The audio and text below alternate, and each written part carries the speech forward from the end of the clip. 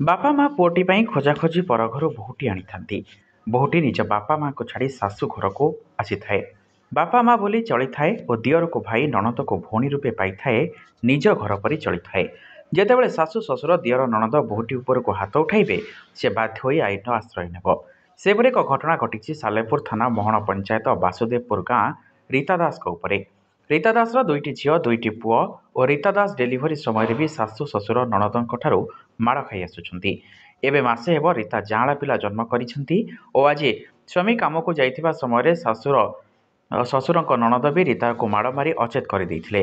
ସ୍ୱାମୀ ଖବର ପାଇ ଆସି ଥାନାକୁ ଖବର ଦେବା ସହ ସ୍ତ୍ରୀକୁ ସାଲେପୁର ଗୋଷ୍ଠୀ କେନ୍ଦ୍ରରେ ଚିକିତ୍ସିତ କରାଉଛନ୍ତି। ଚିକିତ୍ସିତ ହୋଇ ପୋଲିସକୁ ଲିଖିତ ଅଭିଯୋଗ ଦେଲା ପରେ ପୋଲିସ କି ପ୍ରକାର କାର୍ଯ୍ୟାନୁଷ୍ଠାନ ନେଉଛି ଦେଖିବାକୁ ବାକି ରହିଲା। ମୋ ନାଁ ହେଉଛି ସୁଶାନ୍ତ କୁମାର ଦାସ, ଘର ହେଉଛି ବାସୁଦେବପୁର। ମୋ ସ୍ତ୍ରୀ ସିଏ, ତାଙ୍କ ନାଁ ହେଉଛି ରୀତାଲି ଦାସ।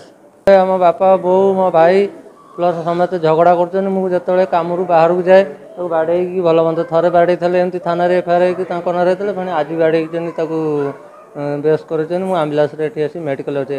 ଫାଷ୍ଟ ଫୋନ୍ କରାହେଇଥିଲା ଥାନାକୁ, ଥାନା ଗାଡ଼ି ଆସିଲାନି। ତାପରେ ୱାର୍ଡ଼ ମେମ୍ବର କତିକି ଯାଇଥିଲୁ, ୱାର୍ଡ଼ ମେମ୍ବର କହିଲା ସେଠୁ ଅଧଘଣ୍ଟା ରହିଲେ, ସେଠୁ ଆସିଲା ପରେ ତାଙ୍କ ଦେହ କ'ଣ ହେଲା, ସେଠୁ ମୁଁ ମେଡ଼ିକାଲ ନେଇଛି। କହିଲେ ଯାଅ, ୱାର୍ଡ଼ ମେମ୍ବର ବି କହିଛନ୍ତି ଥାନାକୁ ଯାଇ ଏଫଆଇଆର ଦେଇକି ଇଏ କର।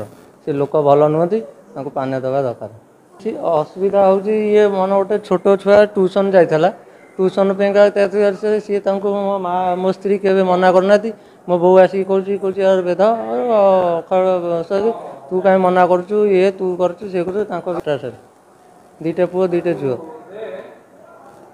ତାପରେ କେସ୍ କରିବୁ ବସିକି ଆଉ ସେ ଏମିତି ବାରମ୍ବାର କରିବେ। ମୁଁ କାମ ଧନ୍ଦା କେଉଁଠି ଯାଉଛି, ଭଲ ମନ୍ଦ ହେଲେ ମୋ ସଂସାର ଚଳିବ ନା, ମୁଁ ଏମିତି ତାଙ୍କୁ ଜଗିକି ରହିବି, ଫେଣି ପ୍ରୋବ୍ଲେମ୍ ହେବ ଏମିତି। ମୁଁ ବାସୁଦେବପୁର ବାସୁଦେବପୁର କହୁଥିଲି। ରୀତା ଦାସ। କଥା କିଛି ନାହିଁ, ମୋର ମାସେ ହେଲାଣି ଦୁଇଟା ଯାଆଁଳା ଛୁଆ ହେଇଛନ୍ତି। ସବୁବେଳେ ମାରଧର କରନ୍ତି। ଡେଲିଭରି ଟାଇମ୍ରେ ମାରିଥିଲେ, ପୁଣି ମେଡ଼ିକାଲ ଥରେ ଆସିଥିଲି। ସବୁବେଳେ ଅଶ୍ଳୀଳ ଭାଷାରେ ଗାଳି କରି ମାରଧର ସବୁବେଳେ। ସ୍ୱାମୀ ଯଦି ପ୍ରତିବାଦ କରୁଛି ସ୍ୱାମୀକି ବାଡ଼ଉଛନ୍ତି। ଘରୁ ବାହାର ଯା, ତୁ ଘରେ ରହିବେ, ଯୌତୁକ ଆଣେ, ଇଏ ଆଣେ, ରହିବୁ ଆଣିବୁ ରହିବୁ ନହେଲେ ନାହିଁ।